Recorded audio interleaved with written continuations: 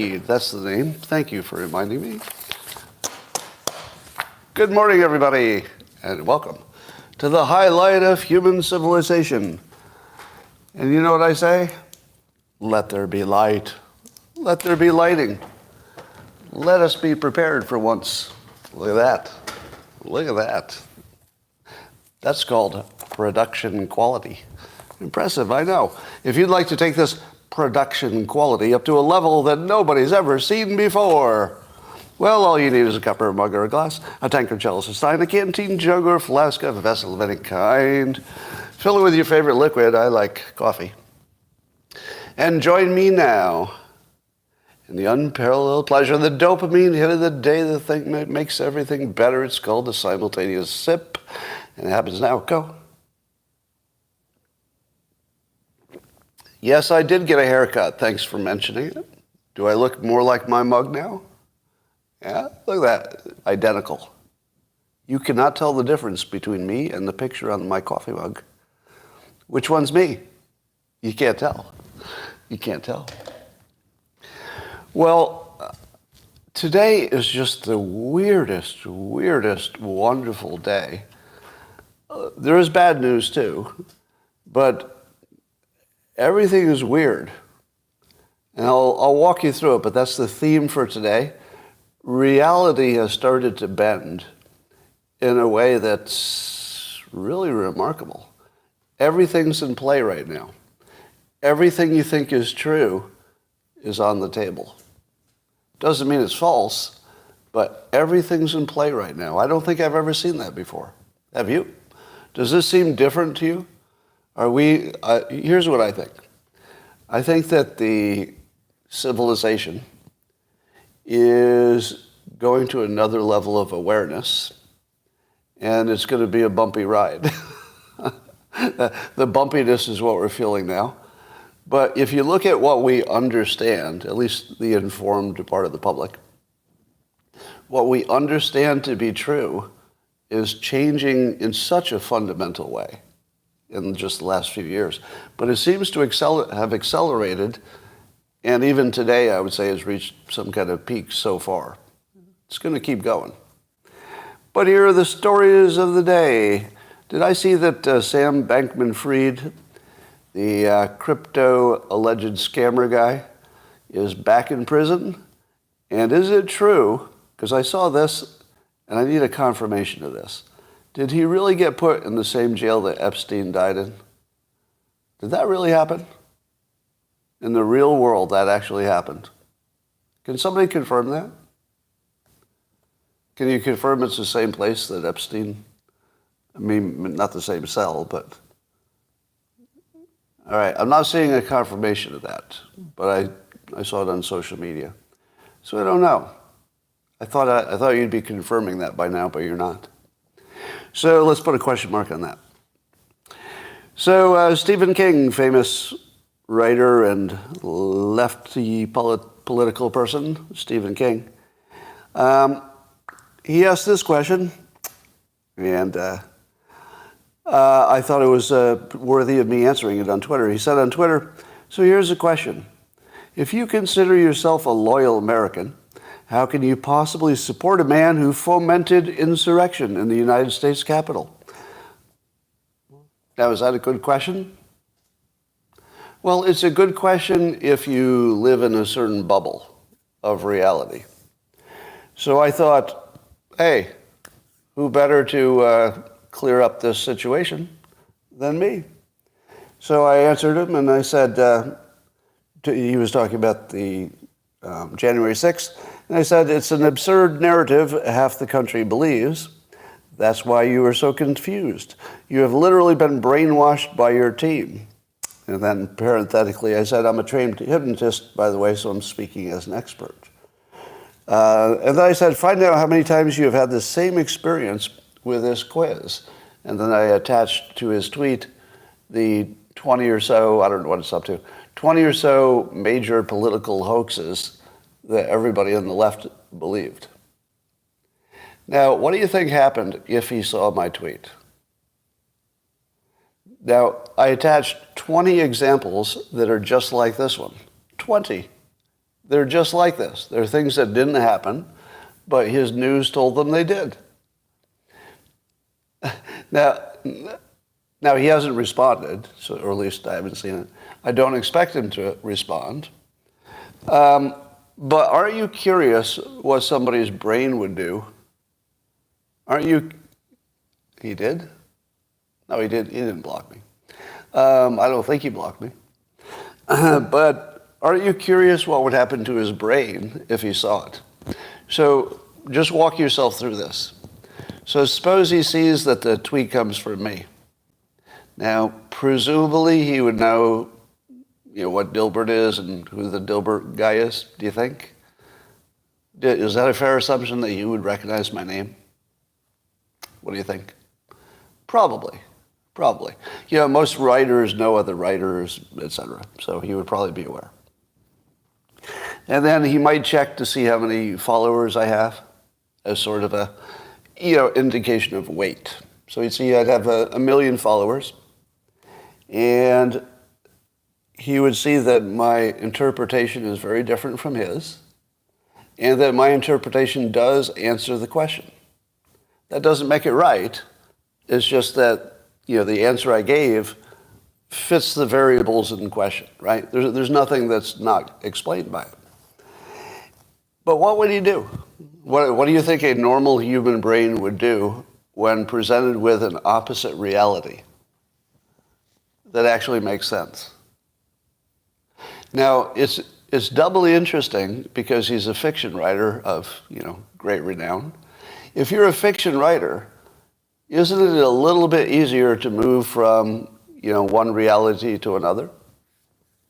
If you're given the opportunity. I think that people who write fiction can move realities a little bit easier than other people because they're used to sort of living in a fake reality while they write it. So it's just it's a capability you develop if you're a writer, basically, a fiction writer.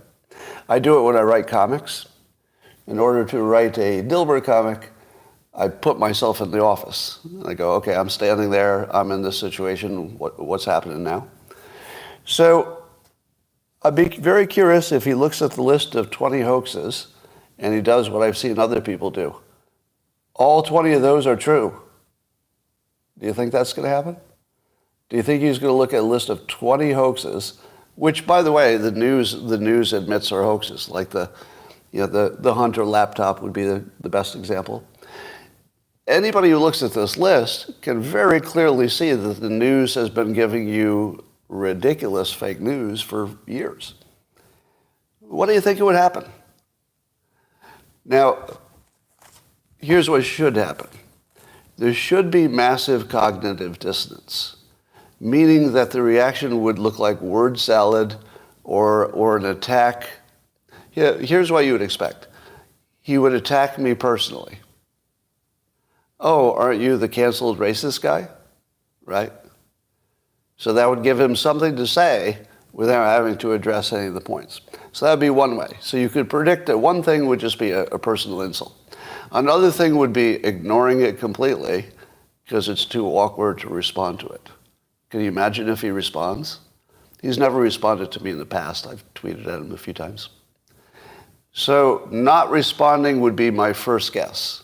I think the odds of him responding are no more than 10%. All right.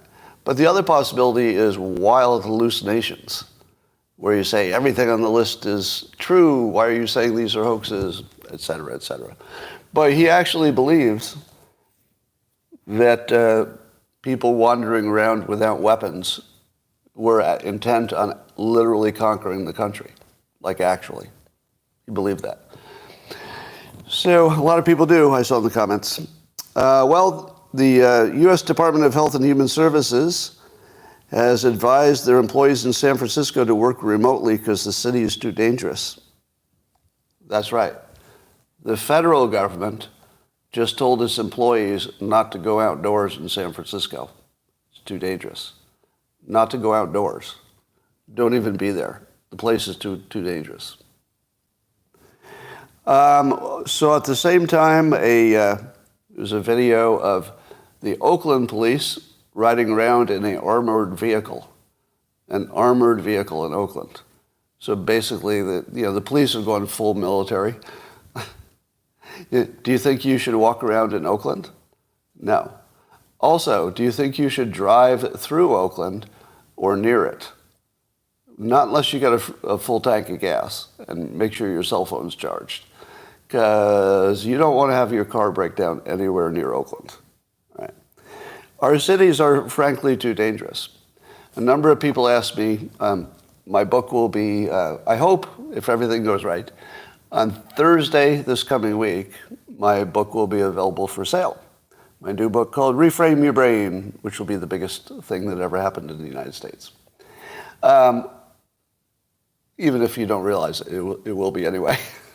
You might not know it, but it will be the most important book ever published, excluding religious documents. But people ask me, hey, Scott, are you going to do a book tour? You know, where authors go and they go into population centers and they sign books for people? Not a frickin' chance. Do you know what it would take to get me to go to a city in 2023? Do you think I would actually go to San Francisco? How about Berkeley? Do you think I would go to Berkeley? Do you think I would visit Oakland and sign some books? How about Washington, D.C.? New York City? Los Angeles? Because those are the places you go, right? You always do Los Angeles, New York, maybe Washington, D.C. Those are the book tour places. Not a chance. I wouldn't go near any of those places. Number one, as a canceled person, it just wouldn't be safe. I would make one exception, though. I would make one exception. It's unlikely that this would happen, but if I ever got invited to be on the Breakfast Club, that's in Chicago, right? Chicago? I would do that. I would actually get on a plane and go to Chicago to talk to those guys, because I think they're kind of cool, and they would be exactly the right, kind of tension for entertainment. But I would take a risk of dying to go into Chicago to do that, because I think it'd be worth doing. All right. So no city tours. I do plan to do some podcasts, but we'll see how that goes. Well, ESG continues to decline. There's a report per Bloomberg that ESG has been removed from some parts of the McDonald's website. Now, I don't know if that was intentional or maybe they were just, revamping the website or something. So there could be an explanation, but I would say, would you agree that ESG is literally embarrassing? Who would agree with me with that characterization? That if you work for a company that's putting ESG on their website, that's embarrassing. Because I think we all understand what's going on at this point. I don't know who doesn't know at this point that ESG is just ridiculous, destructive bullshit. Ridiculous, destructive bullshit. Now, you might not know that the other day I changed the world. You don't know yet, but you'll figure it out. And I did it with a reframe. By the way, the new book that comes out next week is a book of reframes, teaches you how to do it and gives you a bunch of them, to change your life in a variety of ways. But the reframe was that all success is based on imitation. All success is based on imitation. We first look at what other successful people do, and you at least adopt those things. Okay, they work hard, they do this, they take some chances, they stay out of jail, they don't do drugs, or at least not so much that it stops them from working. And it's pretty obvious stuff. Everybody who has succeeded anywhere ever imitated other successful people. Now, most of the time, the really successful ones added their own spin. Your Steve Jobs, your Elon Musk. At some point, they're creating the rules that the rest of us follow, right? So at some point, they're actually creating new techniques and rules. But mostly, I think it's safe to say they were also aware of or students of what works and what doesn't. And the only way you know it works is you looked at other people doing it. Oh, you did that thing and it worked. I'll do that too. The moment you accept, and by the way, there's no choice, you will accept it. It's easy to accept that imitation creates success because we all see it. A reframe works very quickly. The moment you heard that, you agreed with it. Show me. Prove it. The moment I said to you that success requires imitation, what did you say? You said yes, 100% of you. 100% said yes. Right? Now, when I said the next part of this, which is the critical part, if imitation requires success, how do you succeed if you're a black person in America? Because you would be asked to imitate the people you've been told by ESG are your oppressors. Who among us would imitate our oppressors? I wouldn't. I would not do that. If you're Jewish and they said, you know, to be successful, you should really dress up in Nazi regalia. Forget that doesn't make sense. But imagine a world where you were asked to do that. Oh, you know, it's just symbolic. No. Don't. Yes, I know about the Holocaust, but let's not think about that now. To be successful, everybody's wearing these Nazi uniforms, so you should play along too. You know, I know you're just being oversensitive about the past. Can you let that go? Can you let the past go?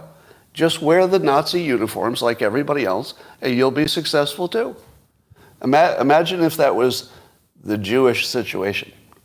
The only way to do it was to dress like a Nazi. Would they do it? No.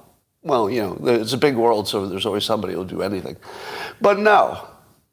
If you were in that situation, you'd say, okay, show me any other way I can survive that I don't have to wear that uniform.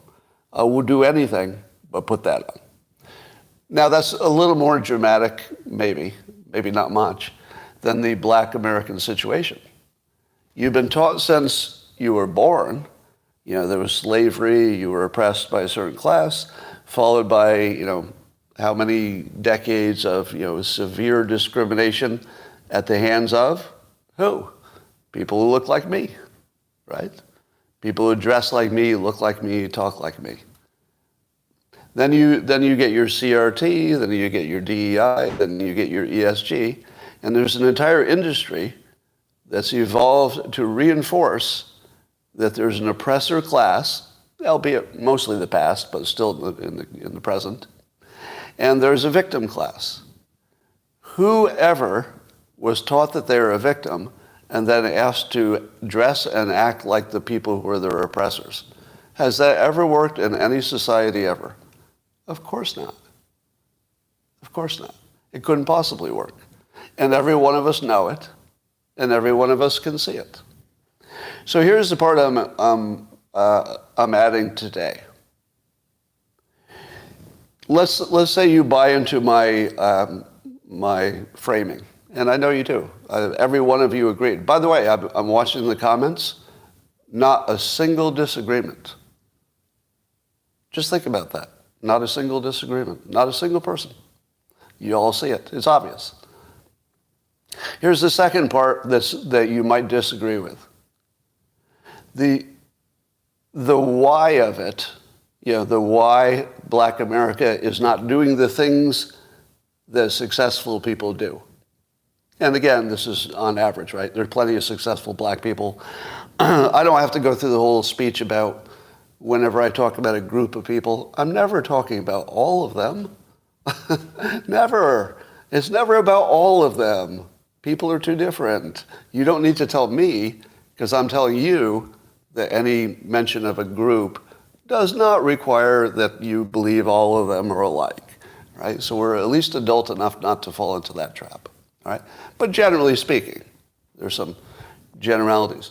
So number one thing that I'd like to add is that if two groups act differently, it is not your problem if they get different results, and you should not be the one to solve it. The only ones who can solve it, and I don't know what the solution is, and I think it would be arrogant and inappropriate if I were the one who said, you know, you black people should do this thing differently. I feel like that's just a mistake. Because remember, I'm part of the alleged oppressor class. The last thing anybody wants to hear is advice from the repressors. So I'm going to take that as the smartest move. It's going to look like a lack of empathy. It's the opposite. This is the opposite of a lack of empathy.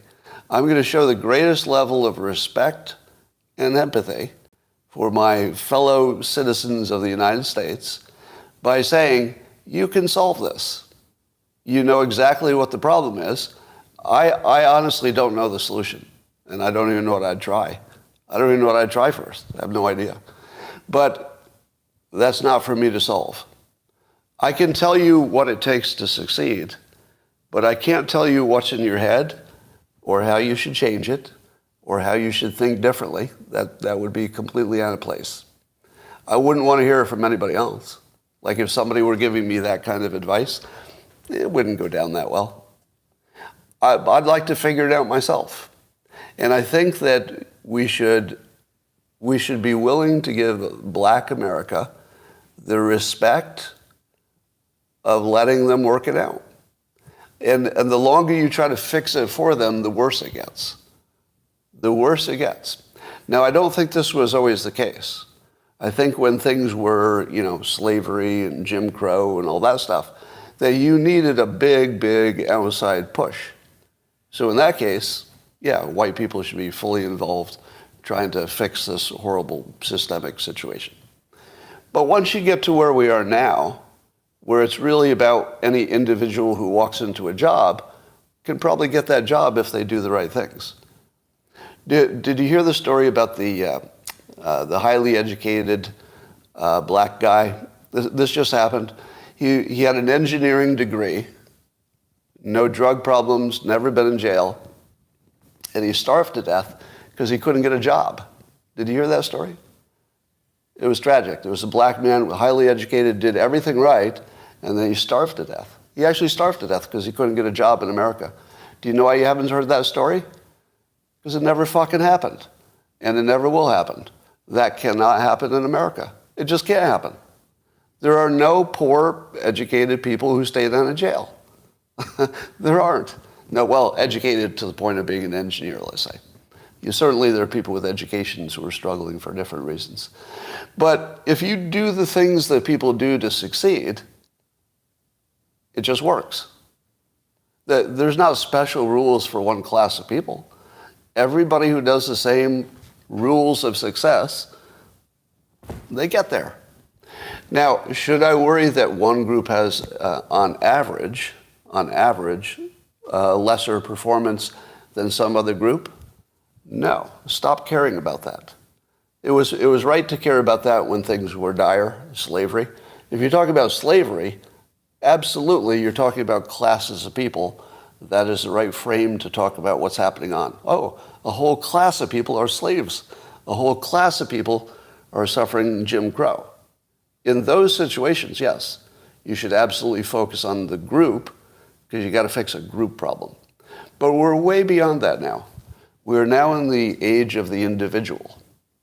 If the individual does the right stuff, they'll do great. Do I care that one individual does worse than another? Not really, because it has to be that way. There's no way that will change.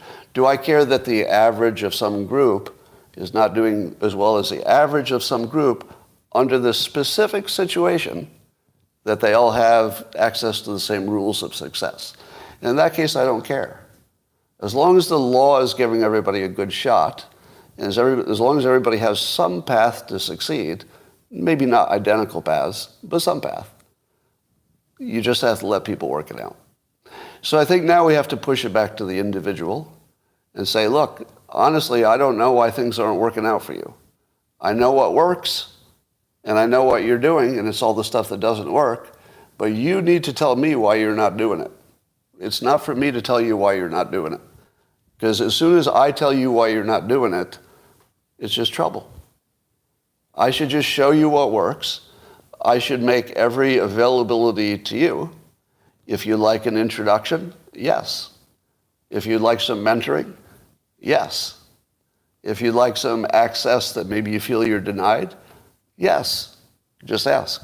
If any individual wants individual help, yes. If a group wants to increase their group average compared to another group average, no interest at all. Because I'm not a group, and you're not a group. All right? I'm not a group, you're not a group. I have no interest in making some kind of weird average equal. But I'll help you individually, sure. And if you bought my book, you would be on your way to success. All right, here's a question that I saw. Is the U.S. government behind the cartels? Jim Beckmeyer asked that on Twitter. Is the U.S. government behind the cartels? Now, behind the cartels could be defined in a number of ways. I would say that one way would be, let's say the CIA is working with one of the cartels or something. Another way would be if members of our government were accepting bribes for the benefit of the cartels. Another way would be if they were just afraid of the cartels. Maybe no money, but they were just afraid of them. Now, I don't know. I don't have any specific evidence of any of those things. I have no evidence that would suggest any of that. But I did say this. I can't think of any other explanation for what we're observing. Can you? What would be another explanation for a complete unwillingness, not an inability, an unwillingness of our government to stop this problem? Because would you agree that we're not dealing with an inability? Does everybody agree with that? There's nothing like an inability to stop it. You do know that Afghanistan is out of the poppy business? Because ISIS just decided, or no, the Taliban. The Taliban just decided, I guess we're just not going to have drugs in this country. Yeah, they had the ability. Even the Taliban could remove drugs from Afghanistan. So yeah, we have all the ability. It's clearly an unwillingness. What would cause an unwillingness to solve our biggest deadly problem in the United States, fentanyl? What would cause that? Well, the only explanation is that the government has been co-opted in some fashion. And I don't have a hypothesis of what that fashion would be. But when we look at it, do you think it's a coincidence that the people who have the most aggressive stands are independently rich and outsiders? Independently rich outsiders want to shut down the fentanyl trade and close the border. People who are not as independently wealthy and have been in the government for a while, they seem to be less willing to do stuff that needs to be done. Do you think that's a fucking coincidence? No, that's not a coincidence. And we live in a world now where the reality is, slowly becoming clear to us all. I'll tell you, the pandemic was the best thing that ever happened to our brains. It doesn't feel like it. It feels like it broke your brain, but it's the only way we could get to the next level of awareness. That level of awareness is everything that can be corrupt is. Everything. Everything that can be corrupt, it already is. Except for the elections. All 50 elections, run by the different states, those are all done properly. Nobody knows why. It's like a mystery. It's kind of, but I tell you, there's no evidence. No evidence. All 50. It's amazing. It's like a big coincidence. All right. So here's a report in the Wall Street Journal that trade with China is way down. So China accounted for 13.3% of U.S. goods imports during the first 6 months of this year. That's below a peak of 21.6 for all of 2017. The current level of U.S. goods imports is at the lowest since 2003. 2 years after China got into the World Trade Organization. All right. So this shift, do you know when this started? Do you know when the trade with China started to fall off a roof? Do you remember what year it all happened?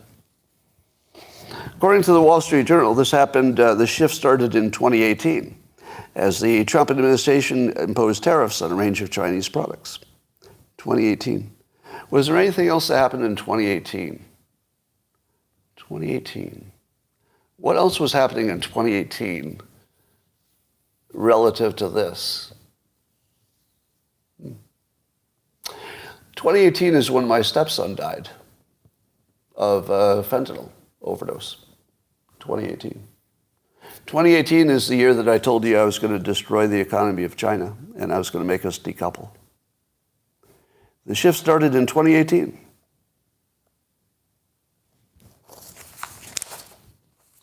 Probably just coincidence.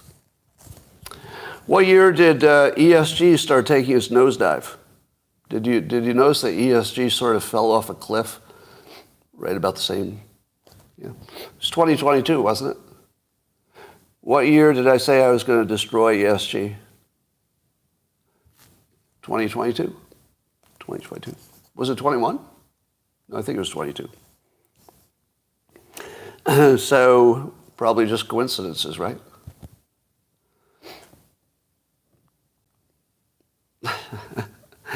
How many of you are looking at this situation and scratching your head and saying, are you kidding? Is this real? You can't tell, can you? Did I just predict well and get in front of a parade that was going to happen anyway? Or did I tell you what I was going to do? Did I point for the fence and then hit the ball over the fence where I was pointing? Which of those two things happened? You know that when I said China, we're going to decouple from China, 100% of the people who heard me said no, it's just going to be more every year. 100% of everybody said, that's not going to happen. I was the only one who was right, and 100% of the rest of you were wrong. Just, if you're keeping track, keep track of that. All right, let's talk about some other things. I guess Attorney General Garland has appointed a special counsel for this Hunter Biden stuff. Mark Levin, who knows the law better than I do, so I'll just read his comment. He said, a special counsel must be chosen from outside the Department of Justice. So how did Garland appoint Weiss, the special counsel? Now, that's an interesting sub-question, and I don't know the law well enough to participate in this one, but is that a thing? Did Garland actually pick somebody that's not really even the right person? And it was kind of interesting. He picked somebody, this Weiss person. Now, why is Weiss famous? What did Weiss do recently that we already knew about? Wasn't he behind the Hunter Biden sweetheart deal? Oh, is it, what was he behind? Russia collusion, somebody says? I don't know about that. But he was behind the sweetheart deal, right? Yeah. So now, if you appoint a special counsel, what do you think that does to the Congress's investigation? So Congress was subpoenaing, in the middle of subpoenaing people and talking. Do you think that Congress can keep doing what they're doing once the special counsel is on board? I think the answer is no, right? So this would shut down the Republicans, who were having great progress. By the way, the Republicans did great. Can we say that? I spend most of my time criticizing bad behavior, but I got to say, this Comer fellow and Jim Jordan, and there may be some other people that I should mention, but have they not done a great job on this? I think they have. I think this is real service. I think the country should appreciate it. McCarthy, yeah. So, they don't only make mistakes. I got lots of problems with both Republicans and Democrats, but in this one situation, I would say there are several people who did exactly what I would want them to do as a citizen. So thanks for that. But can we agree that this looks suspicious as hell? Suspicious as hell. It looks like it's a play or an op to keep Hunter safe. It does not look like any kind of justice the way you would recognize it. Can you agree that it does not look even slightly like a legitimate process? We all agree with that, right? It doesn't look legitimate. Now, the argument that it is legitimate is that this is the person who, was involved in the original Hunter investigations, and apparently he was limited in his abilities, although there's a big question because Garland said he wasn't going to be limited, but maybe there was after all. We're not sure. That sort of might be more of a bureaucracy question. But this should authorize him to do everything that needs to be done to bring us to a good conclusion about Hunter and what he did and did not do and what to do about it. So on one hand, you can make a real strong argument that it's the right thing to do. On the other hand, every bit of it looks crooked. Would you agree? They can definitely make the argument, oh, this is the right person because reasons. And you listen to the reasons, you go, okay, well, those are all true. I mean, it does make sense that one person who knows the most and is already involved and he's available and blah, blah, blah, yeah, finish the job. On the other hand, this is very conveniently takes him out of the headlines, when the election is coming. So it looks dirty to me. Would you agree? I would think that if they wanted something like a good conclusion, they would have picked somebody else. I think if they wanted a political conclusion, they would pick Weiss. So to me, it looks crooked. Not illegal, but crooked. All right, let's talk about Hunter's gun charges. Have I ever talked about that? My opinion about the gun charges? My understanding, and I might have this wrong, I think there might be more to the gun charge than this, but isn't part of it that, or maybe the main part, that he lied on his gun application and he said he wasn't an addict? Do I understand that correctly? That's the biggest issue, that he said he wasn't an addict, so he lied on it. How do you Second Amendment people square your desire that he be prosecuted with that? Now, I'm no expert on the Second Amendment, but let me give you my preliminary opinion. It's probably a good idea to have a law that says we don't automatically give guns to drug addicts. That might be a good idea. Because drug addicts, by and large, not all of them, but by and large, they might have trouble paying for their drugs. They might say, well, I got this gun and I need some drugs. So if you've got an addiction and no money and you've got a gun, that's just begging for trouble. So we can understand why that law exists. And I would also agree with anybody who said, no, the Second Amendment has to be an absolute. People will die. A lot more people will die if the Second Amendment is an absolute. But you might want it that way anyway, because there are benefits from, not chipping away at your rights. But here's my take. Does anybody think that the law that would deny a gun to somebody who was an addict, do you think that law was meant for somebody like Hunter Biden? Do you think that a multimillionaire is who they anticipated when they said, oh, we don't want a gun in the hand of that multimillionaire? No. So here's my problem with this. It may be technically against the law, and it may be true that Hunter broke a federal law, like a really important federal law because it involves a gun. But it's also true, in my opinion, that he was never a special risk. There was no chance he was going to use the gun for offensive purposes. Am I right? They're not denying guns to drug addicts because they might accidentally shoot themselves. They're denying guns to drug addicts so the drug addicts don't use them to go get some money. But that's not a risk with Hunter Biden. He wasn't going to use a gun. He was going to use the vice president to go get some money, and it worked really well, so he didn't need a gun. Now, his gun was clearly for defensive purposes. Would you all agree? There's no question, or at least there's no indication it was for anything else. But the indication is it was for defensive purposes. You don't think the gun was for defensive purposes? What do you think it was for? What evidence is there he was going to use the gun for an offensive purpose, like to rob a bank? There's no evidence of that. Shoot his girlfriend. There's no evidence he was going to shoot his girlfriend. No. So I'm going to have to, you might not like this, but I'm trying to remain consistent with some standards.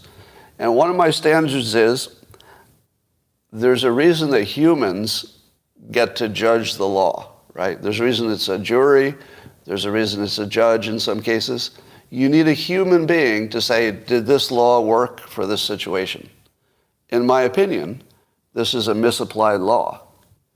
Now, nobody's above the law, but the law itself is not above itself. Did that make sense?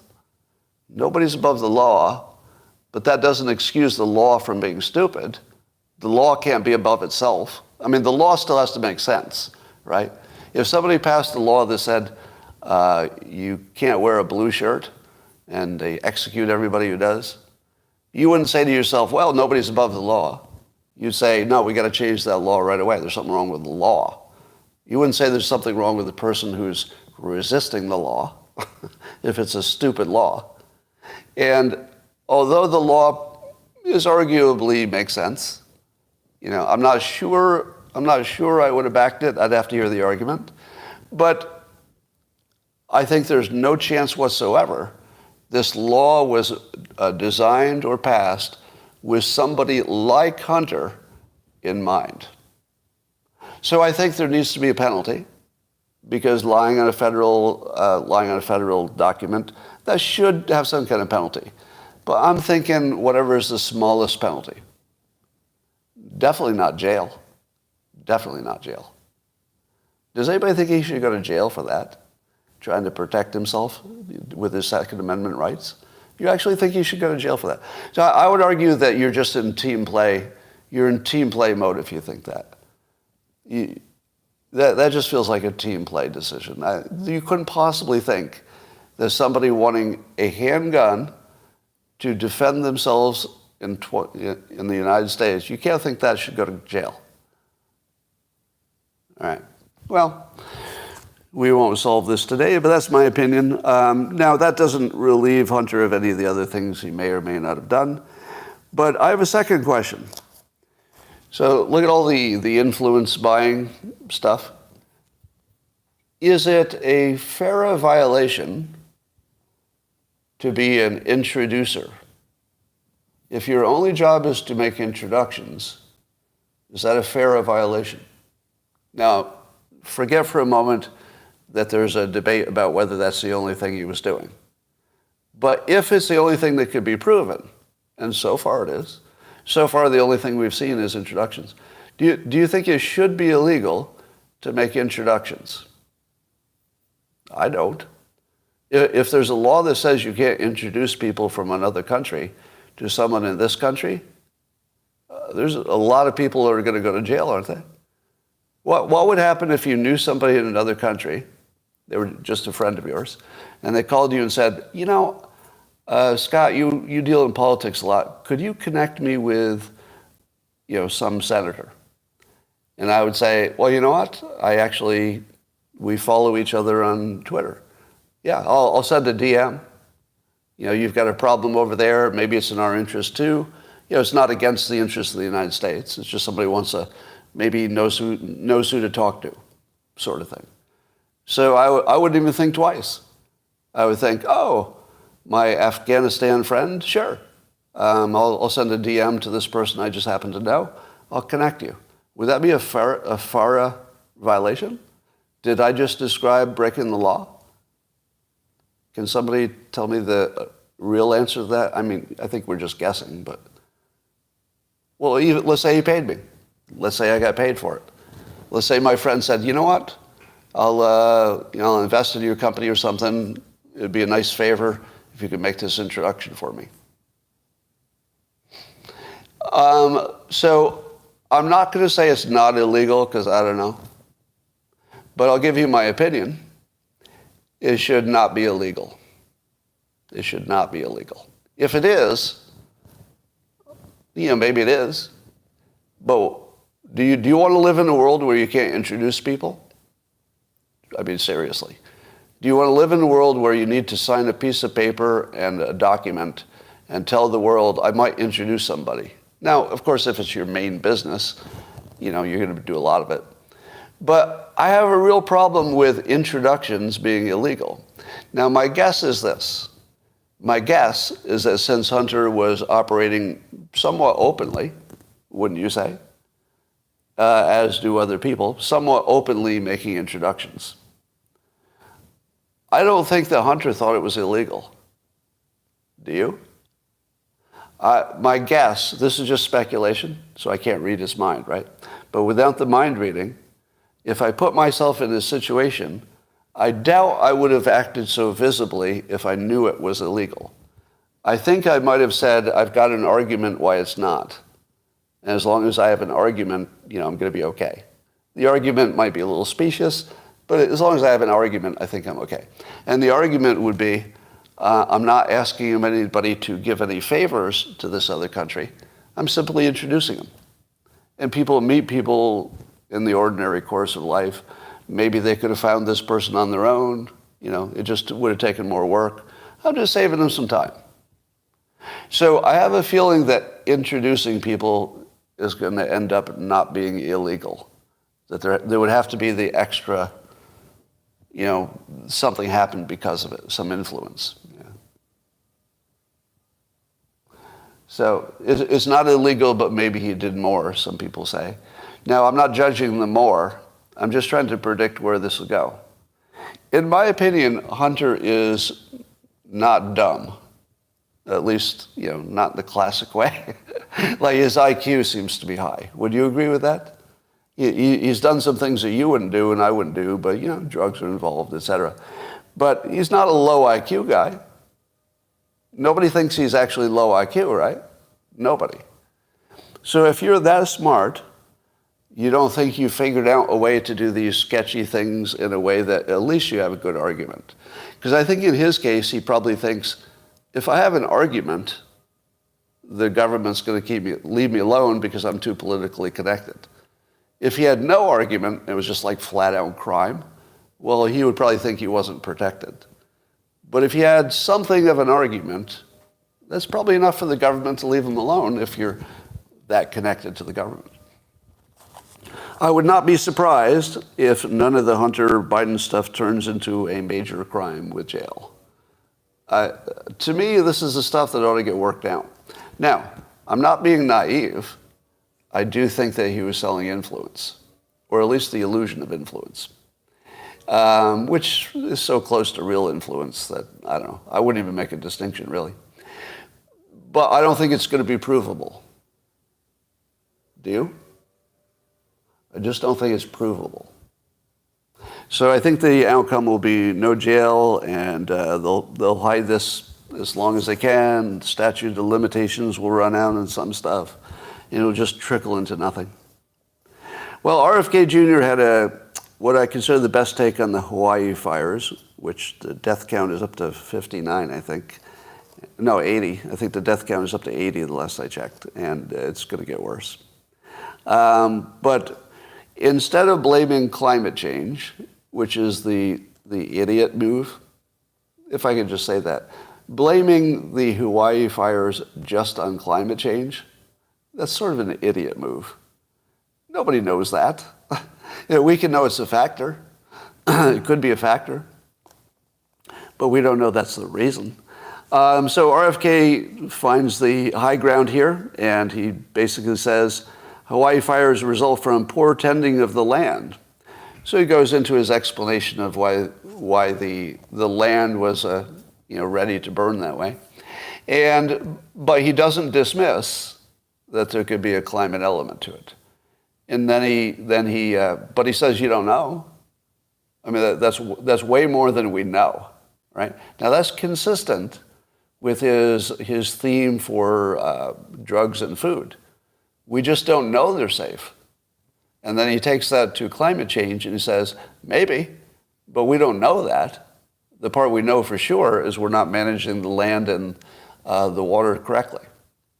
So then he ends with an appeal to find the middle ground, which is, can't we all just agree that we should manage our land and our water better? We don't have to agree on climate change. You could disagree on climate change, but still, don't we agree that we should reduce the risk of fires?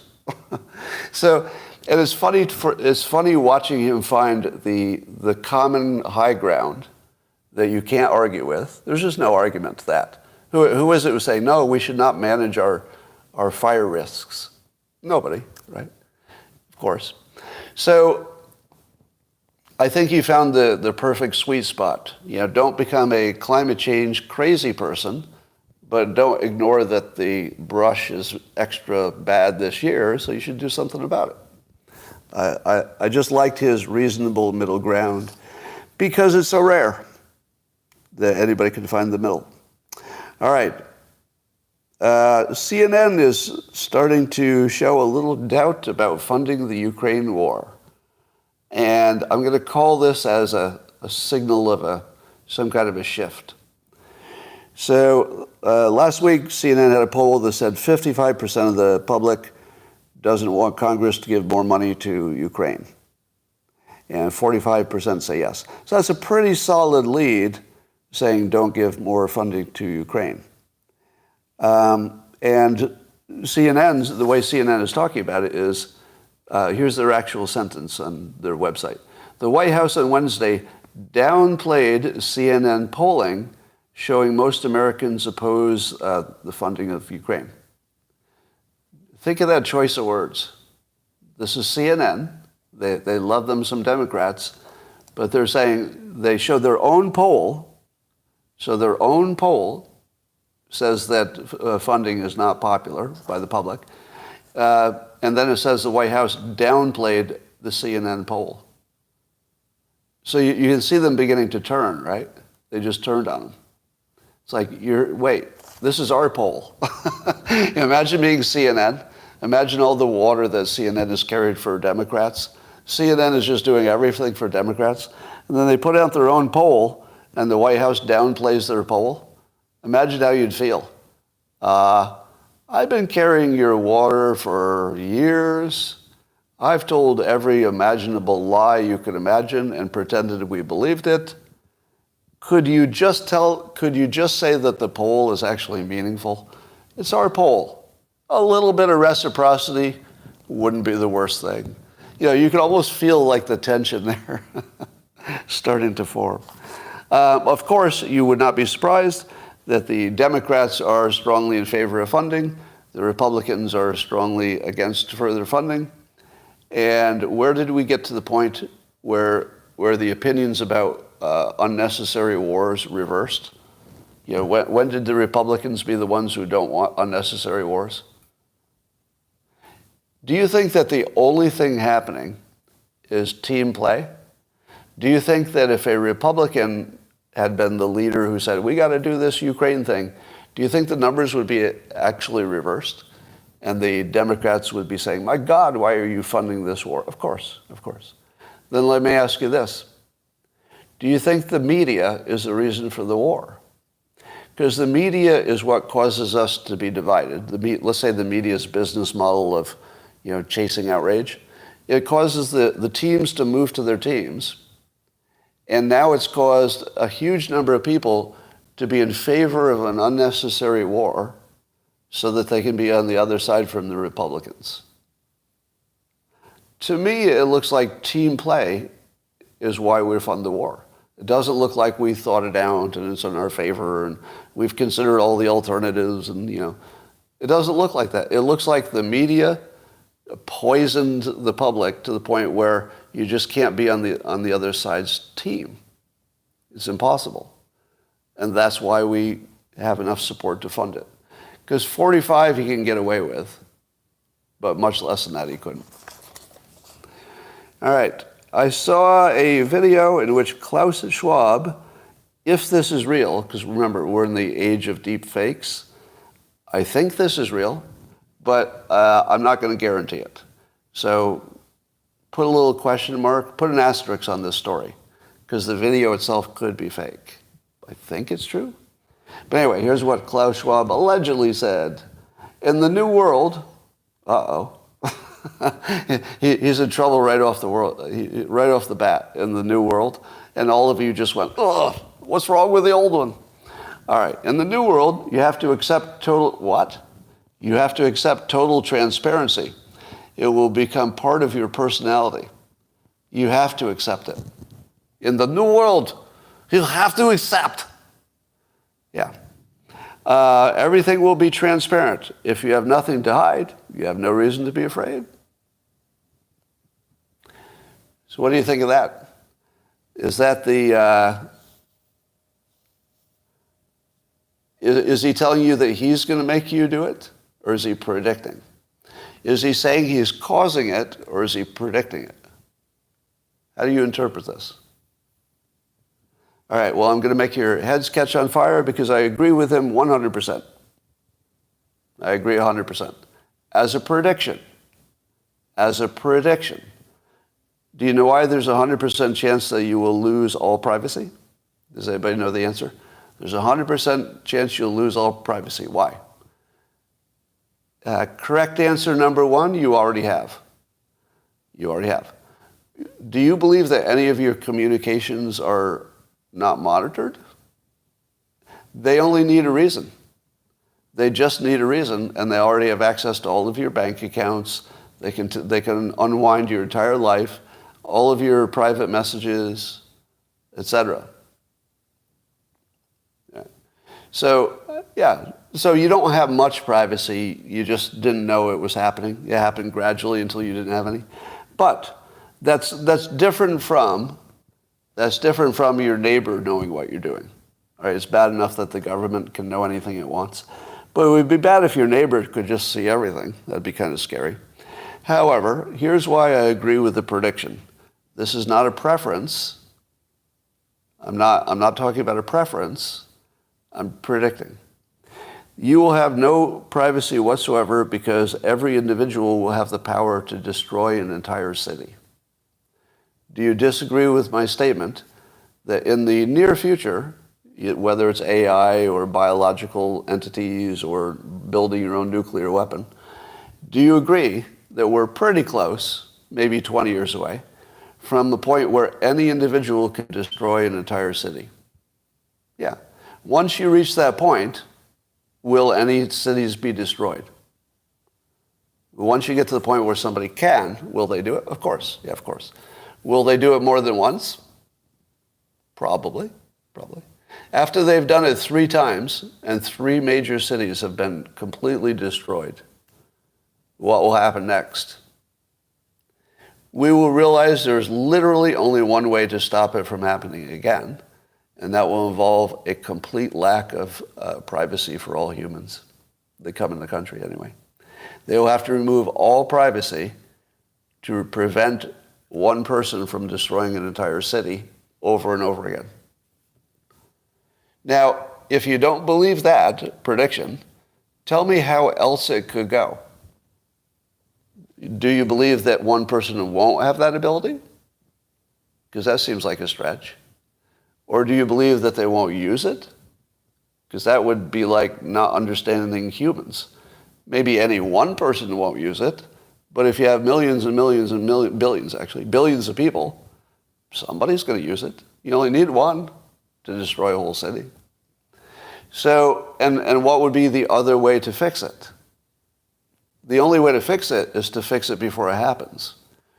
Have you noticed that there hasn't been a major terrorist attack in the United States in how long?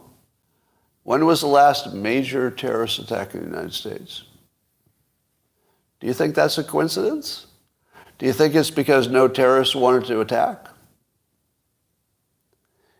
The fact that there's been no terrorist attack for this long pretty much guarantees that all privacy is already gone. Would you agree? There's no other way we could be stopping what I presume would be a lot of terrorist attacks. There's no way we could have 100% efficiency unless there's no privacy. I think it's a guarantee that we have no privacy already. Now, when I say no privacy, that doesn't mean they're looking into your stuff. They're, of course, looking into my stuff. Do you think I have any privacy? Given what you know about what I do in public and the things I say, do you think that, and the fact that we have a Democrat in office, do you think that nobody's looking at my communications? I would be amazed. I'd be amazed if nobody's already in my WhatsApp and all my DMs. I'd be amazed. So I try not to commit any crimes because I already live in Klaus Schwab's future. My reality is that I have no privacy because I'm a public figure and I talk about politics. So I just assume the government's crawled through my business more than once. Don't you? Yeah. And I run a clean shop, and I do that because I always assumed I had no privacy. So I run my life like I have no privacy. And it doesn't really hurt me. You'd be amazed how rarely I need to commit a crime. It doesn't come up a lot. It just sort of doesn't come up. I just do my stuff. So anyway, I think that we'll all lose our privacy. I can't predict that it'll be good or bad, and I'm not going to get into that now, but as a prediction, I think it's guaranteed. It might be good, by the way. You might enjoy it. And the reason I say you might enjoy it is that it doesn't really hurt me. Maybe you'd find the same, because I'm sort of living in the future that way. All right, there's a new study that somebody found that the universe might be 27 billion years old instead of close to 14. So maybe we're doubling the age of the universe. Now, it's a study, so who knows if that will hold up. But at the same time, I've told you this before, that evolution has been debunked by the simulation theory, in my opinion. So, but here now I'm going to tell you something that maybe some of you haven't heard before. 25 years ago, and by the way, you're going to have to take my word for this. I wish I could, find an email or something.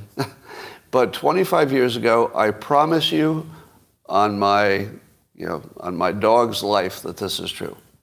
On Snicker's life, I promise you. 25 years ago, I said to myself, you know what would be fun? To predict that the most true thing in science is really fake.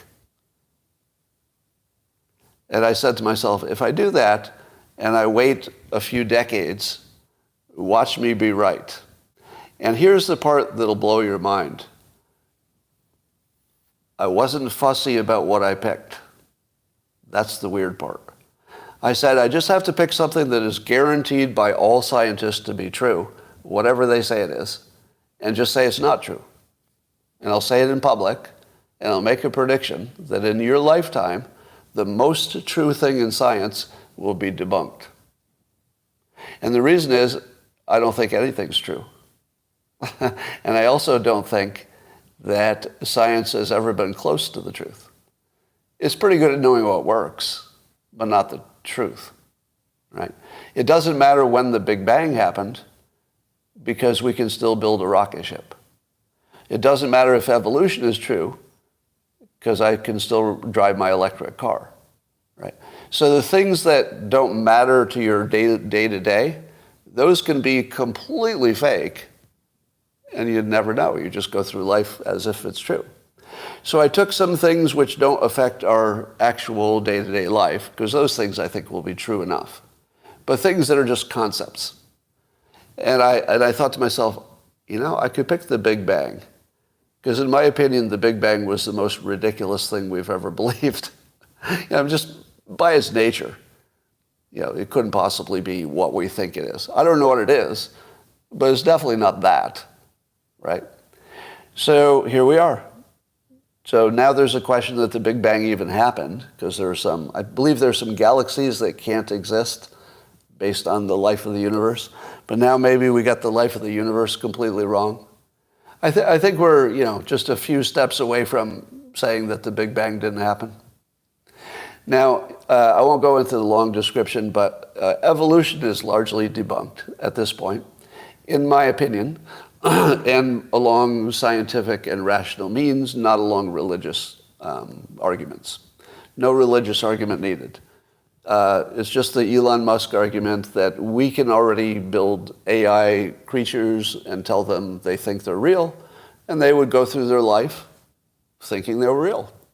So as long as that's something we can do now, it's probable that if the universe is 14 billion years or maybe 27 billion years, that there could have been infinite civilizations that also could build simulations. What are the odds that you're one of the original species and not one of the millions of simulations that each species that reaches our level will create? So the odds are, maybe 1 trillion to 1 or 1 billion to 1 that you're an original species. And it's like 1 billion to 1 that you're a simulation. Actually, zeros and ones or some form of that. So I would argue, so the one I picked 25 years ago in my book, The Dilbert Future, published in 1997, 25 years ago, I said to myself, I swear to God this is true. I said, I'm going to eat shit for 25 years. But at the end of that 25 years,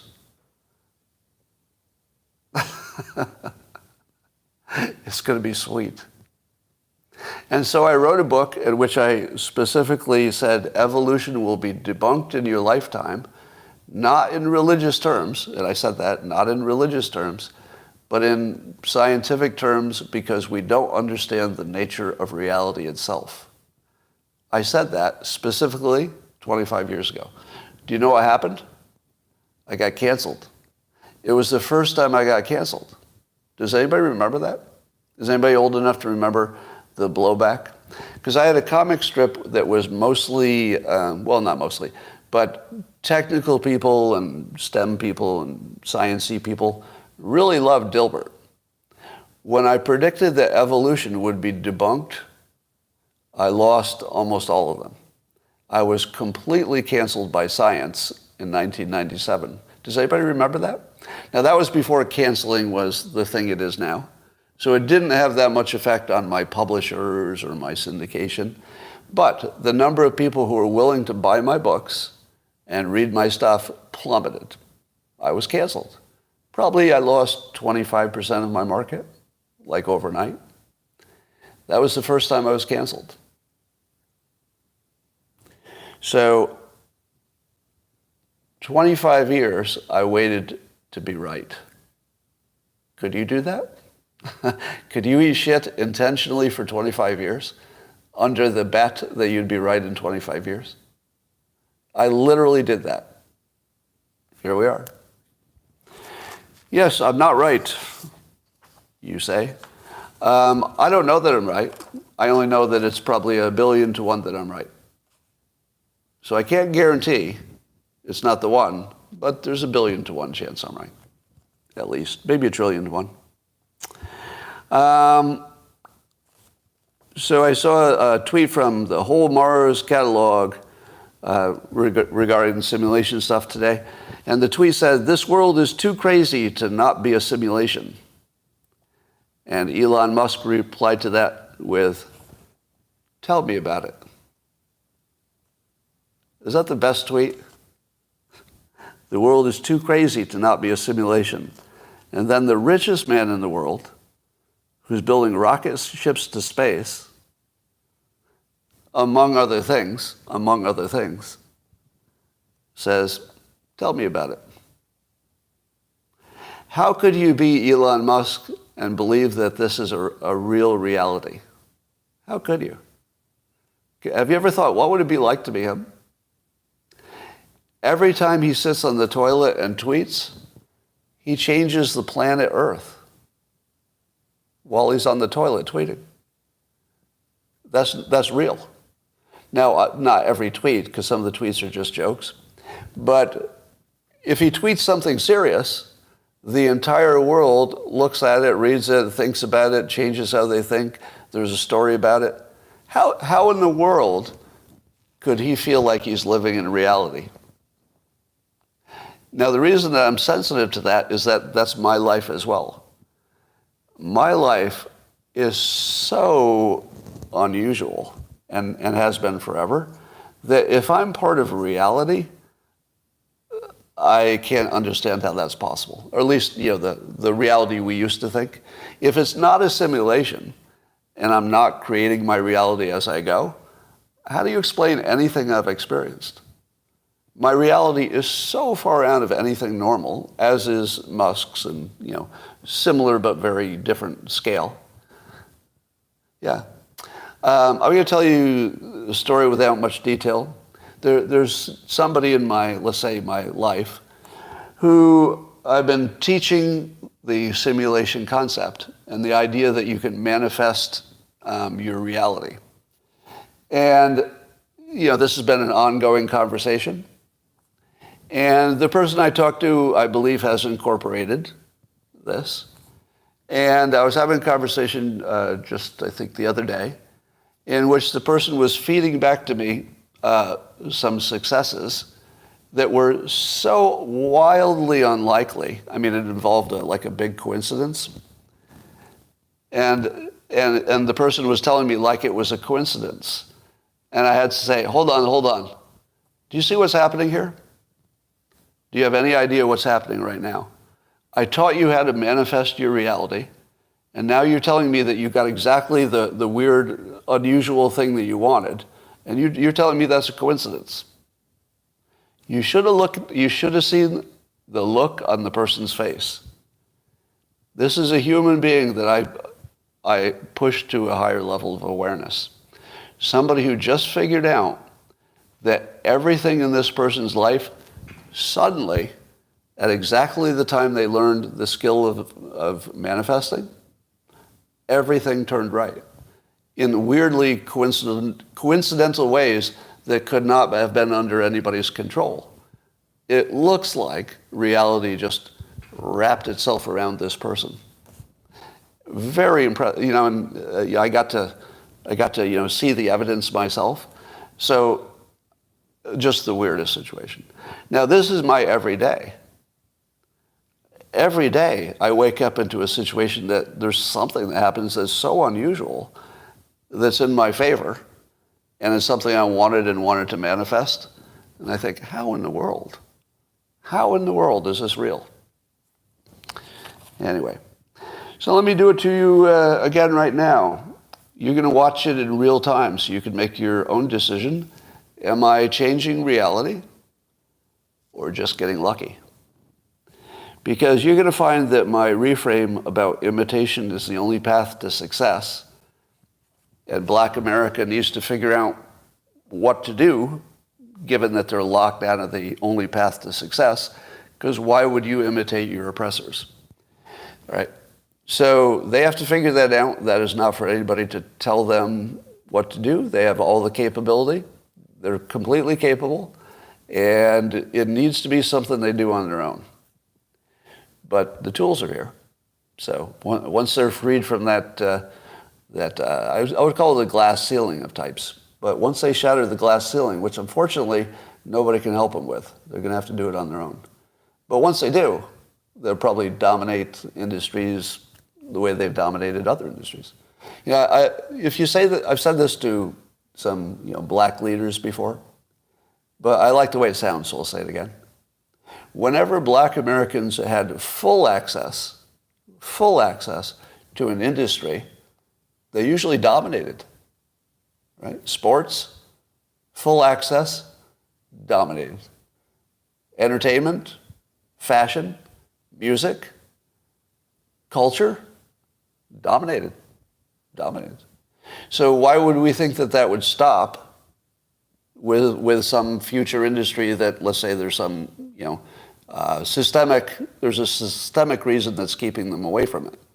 As soon as they lose the systemic, in this case, I think the glass ceiling of imitation is the problem. But if they can punch through that, they're going to dominate other industries. Why wouldn't they? Why would they not? Every time there was an industry they had full access to, without the systemic racism being the stopper, did great. So So why not assume the best?